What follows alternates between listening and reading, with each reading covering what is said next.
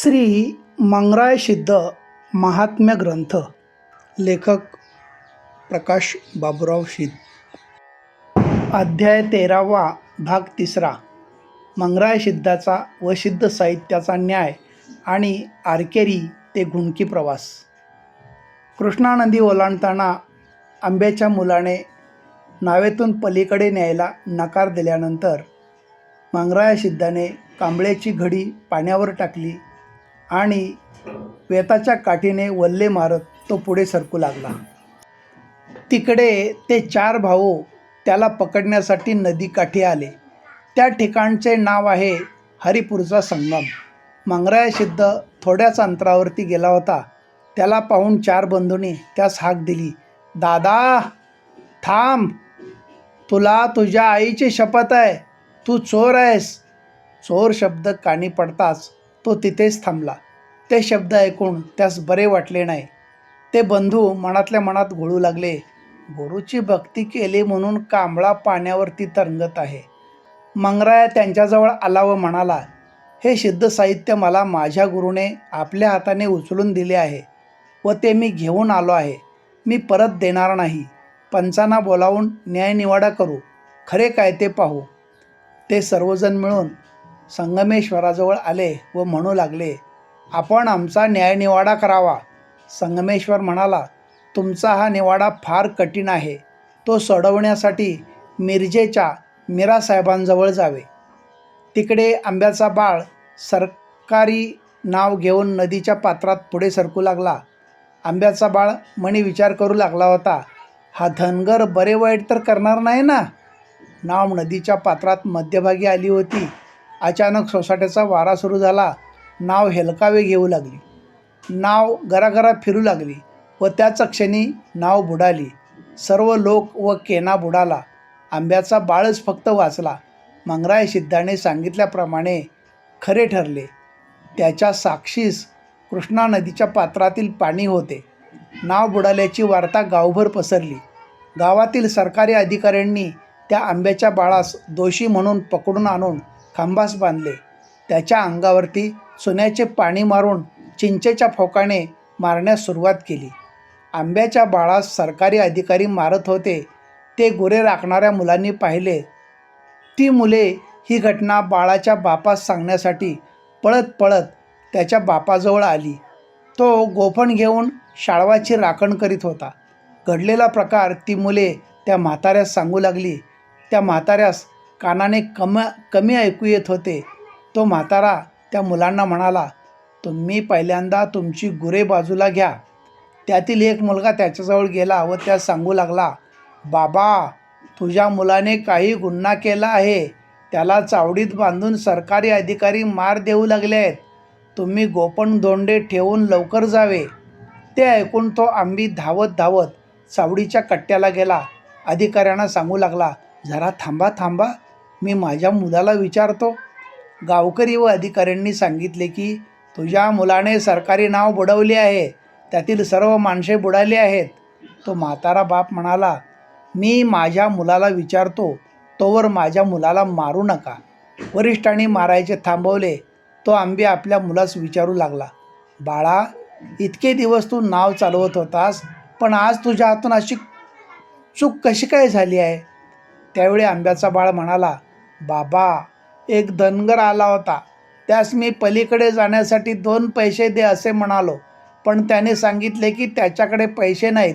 पैशाच्या बदल्यात चिमूटभर भंडारा देतो आणि त्या भंडाऱ्यास मी कमी समजले व त्याला पलीकडे घेऊन जाण्याचा नकार दिला. त्यावेळी त्याने मला शाप दिला, तुझी नाव मध्यभागी जाऊन बुडेल. तसेच झाले आहे. मुलाने त्यास सांगितले की त्या धनगराचा कांबळा पाण्यावर तरंगत होता. त्यावरती बसून तो वेताच्या काठीने आवले मारीत मध्य भागापर्यंत गेला होता. ते ऐकून म्हातारा पळत पळत जाऊन त्या धनगरास शोधू लागला. त्या म्हाताऱ्याचा जीव तडपडू लागला.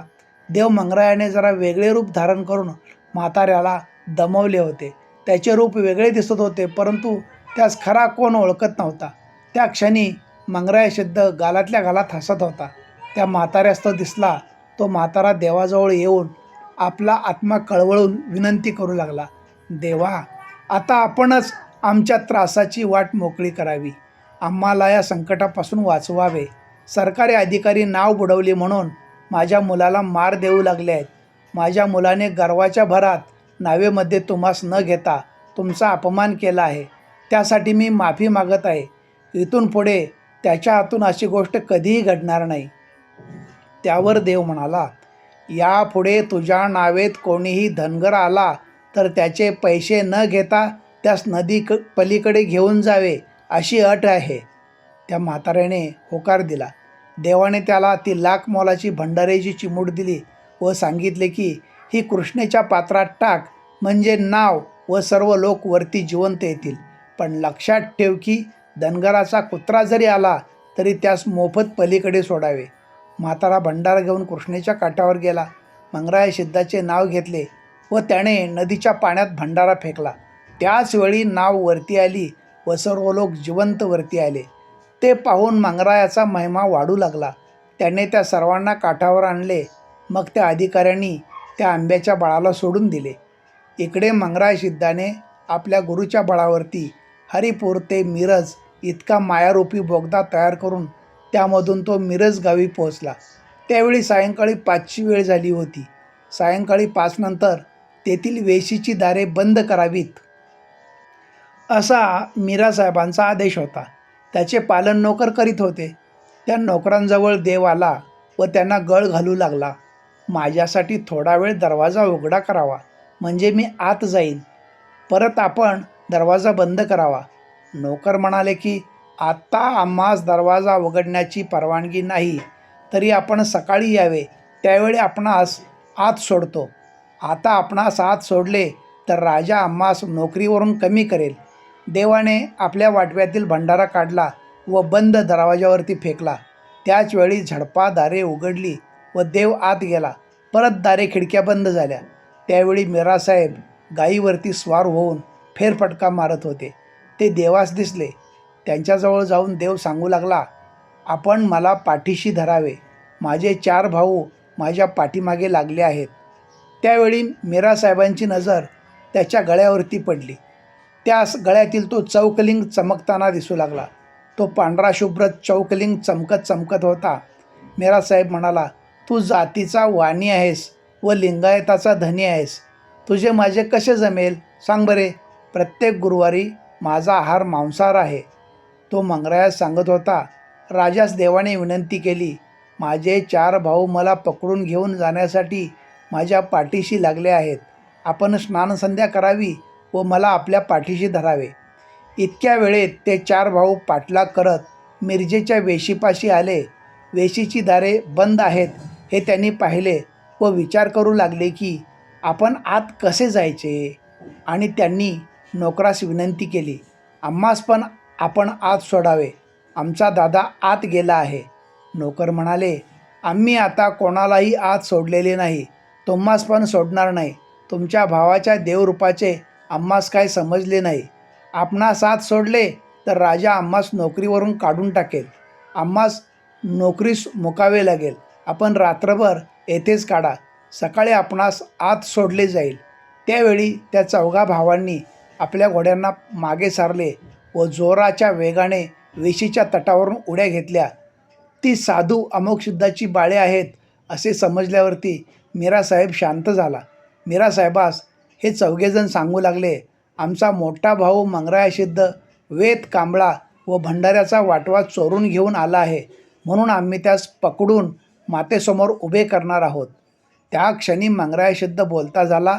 या 4 भावांनीच धनदौलतीची वाटणी केली व सर्व गाईगुरे शेळ्या मेंढ्या धनदौलत त्यांनी घेतली व पडका हिस्सा आहे म्हणून त्यांनी हा कांबळा भंडाऱ्याचा वाटवा व वेताची काठी मला दिली आहे. ते मी घेऊन माझे गुरु अमोघसिद्धाजवळ गेलो. तेथे सर्व सिद्ध साहित्य माझ्या गुरुसमोर ठेवले व त्यांना विनंती केली की आपण आपल्या हाताने उचलून हा प्रसाद माझ्या हातात द्यावा. गुरु म्हणाले, जे तुझ्या वाटणीस आले आहे ते तू स्वीकार कर असे सांगून त्यांनी ते सिद्ध साहित्य माझ्या हाती दिले आहे.